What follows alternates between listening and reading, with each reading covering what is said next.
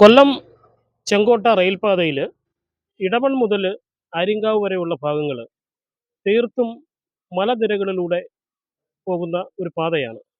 മലനിരകളിലൂടെ ചൂളം വിളിച്ച് പോകുന്ന വണ്ടി എന്നും ടൂറിസ്റ്റുകൾക്ക് ഒരു ഹരമാണ്. അതുകൊണ്ട് തന്നെ നിരവധി സഞ്ചാരികൾ ഈ പാതയിലൂടെ യാത്ര ചെയ്യാറുണ്ട്.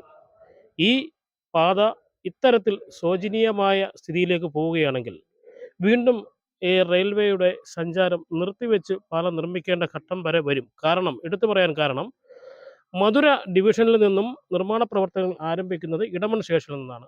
അതിൻ്റെ തുടക്കത്തിലാണ് ഈ പാകപ്പിഴ കണ്ടെത്തിയത്. തുടർന്ന് അങ്ങോട്ടുള്ള പാലങ്ങൾ പരിശോധിക്കുമ്പോൾ എന്താകും സ്ഥിതി എന്ന് നമുക്ക് കണ്ടറിയേണ്ട സ്ഥിതിയാണ്. ഈ നിർമ്മാണത്തിലെ അപാകത നേരിട്ട് പരിശോധിച്ചപ്പോൾ നമുക്ക് എത്രത്തോളം ഭീകരമാണെന്നാണ് മനസ്സിലാവുന്നത്? ഇത് വലിയ ഭീകരമായ അവസ്ഥയാണ്. ഇത് നിസ്സാര അപകടമല്ല ഉണ്ടാകാൻ പോകുന്നത്. ഇതൊരു വലിയ ദുരന്തമാണ് ഉണ്ടാകാൻ പോകുന്നത്. ഇതുവഴി നിരവധി ട്രെയിനുകളാണ് കൊല്ലത്ത് മുതൽ ഇടമണ്ണെത്തി, ഇടമൺ വഴി ചെങ്കോട്ടയിലെത്തി, ചെങ്കോട്ടയിൽ നിന്ന് ചെന്നൈ എഗ്മോർ വരെ പോകുന്നത്.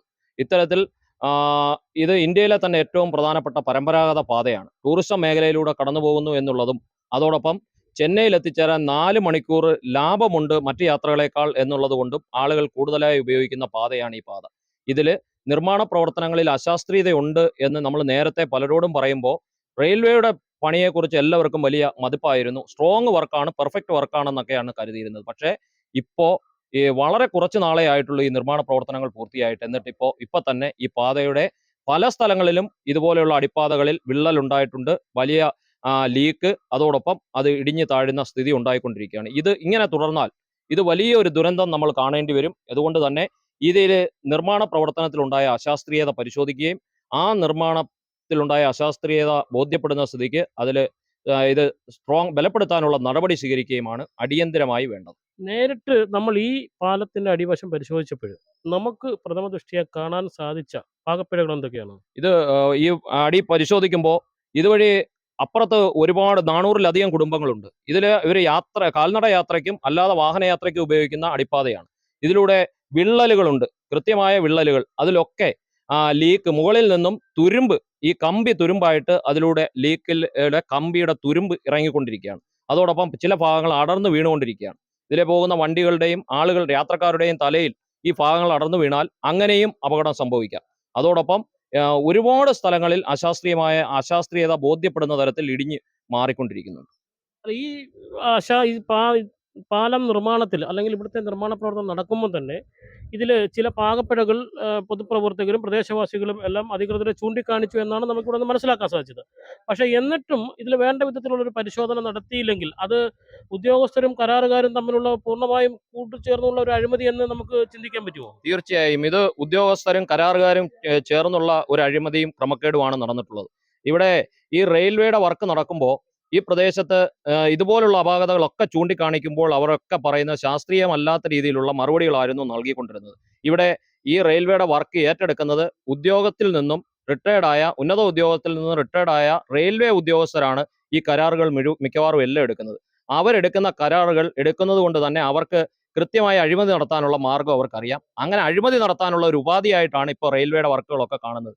അവരെടുക്കുകയും അത് സബ് കോൺട്രാക്ട് കൊടുക്കുകയും യാതൊരു ഉത്തരവാദിത്വവും ഇല്ലാത്ത രീതിയിൽ, അവർക്ക് ഒരു മേൽനോട്ടവും ഇല്ലാത്ത രീതിയിലാണ് ഇത്തരത്തിൽ ഈ വർക്കുകളൊക്കെ നടക്കുന്നത്. അതുകൊണ്ട് തന്നെ ഇതുപോലെയുള്ള പാതകളൊക്കെ നവീകരിക്കുമ്പോൾ കേന്ദ്ര ഗവൺമെന്റും റെയിൽവേയും തീരുമാനിക്കേണ്ടത് ഈ ഉദ്യോഗത്തിൽ നിന്നും റിട്ടയർഡായ ഉദ്യോഗസ്ഥർക്ക് കരാർ നൽകാതിരിക്കാനും അവർ ഉചിതമായ ആളുകളെ കണ്ടുപിടിച്ച് കരാർ ഏൽപ്പിക്കുകയുമാണ് ചെയ്യേണ്ടത്. അങ്ങനെ അതിന് പരിശോധിക്കാൻ ഒരു ടീമിനെ തന്നെ നിയോഗിക്കണം. അങ്ങനെ പരിശോധിച്ച് അപാകതയുള്ള സ്ഥിതിക്ക്, ഇങ്ങനെയുള്ള അപാകതകൾ കാണുന്ന സ്ഥിതിക്ക് അത് ചെയ്ത ഉദ്യോഗസ്ഥർക്കെതിരെയും അതോടൊപ്പം ഇതിന് ഈ നിർമ്മാണ പ്രവർത്തനം നടത്തിയ കരാറുകാർക്കെതിരെയും ഉചിതമായ നിയമ നടപടി സ്വീകരിക്കാനും തയ്യാറാകണം.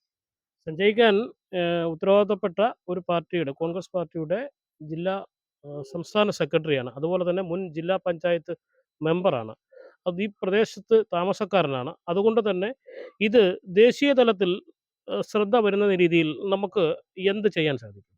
ഇത് ബഹുമാനായ ഇവിടെ ഞങ്ങൾ ഈ നിർമ്മാണ പ്രവർത്തനം ആരംഭിക്കുമ്പോൾ തന്നെ ഈ ഈ റെയിൽവേയുമായി ബന്ധപ്പെട്ട് നിരവധിയായ വിഷയങ്ങളുണ്ടായിരുന്നു. ഇവിടെ തൊട്ടടുത്ത് ഈ പാതയുടെ തൊട്ടടുത്ത് തന്നെ ഏറ്റവും പ്രധാനപ്പെട്ട ഒരു അമ്പലം, ആയിരവല്ലി ക്ഷേത്രം സ്ഥിതി ചെയ്യുന്നുണ്ട്. അവിടുത്തെ കാവ് എന്ന് പറയുന്നത് കേരളത്തിലെ തന്നെ ഏറ്റവും പ്രധാനപ്പെട്ട കാവുകളിൽ ഒന്നാണ്. നമ്മുടെ ജില്ലയിലെ ഏറ്റവും വലിപ്പം ഏറിയ കാവ് സ്ഥിതി ചെയ്യുന്നത് ആയിരവല്ലി ക്ഷേത്രത്തിലാണ്. ഈ കാവ് നശിക്കുന്ന തരത്തിൽ റെയിൽവേ അന്നൊരു നിർമ്മാണ പ്രവർത്തനം നടത്തിയിരുന്നു. അവിടെ കലങ്ങ് നിർമ്മിച്ചത് അത്തരത്തിലാണ്. പക്ഷേ അത് ബഹുമാനായ എംപിയും ഞാൻ അന്ന് ജില്ലാ പഞ്ചായത്ത് മെമ്പറാണ്, ഞങ്ങൾ ഇടപെട്ടുകൊണ്ട് തന്നെ മധുരൈ ഡിവിഷനിൽ പോയി അവിടുത്തെ DRMുമായി നിരവധി ചർച്ചകൾ നടത്തിയതിന്റെ അടിസ്ഥാനത്തിലാണ് അത് പൊളിച്ചു പണിയാൻ അവർ തയ്യാറായി.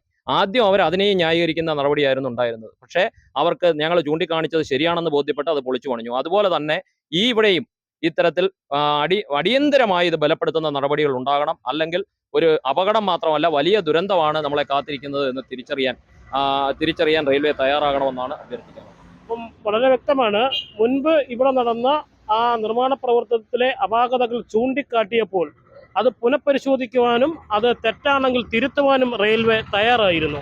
അത്തരത്തിൽ ഒരു ചിന്ത റെയിൽവേയുടെ ഭാഗത്തു നിന്നും ഉണ്ടാകണം എന്ന് തന്നെയാണ് വളരെ വ്യക്തമായി പ്രദേശവാസികൾ പറയുന്നത്.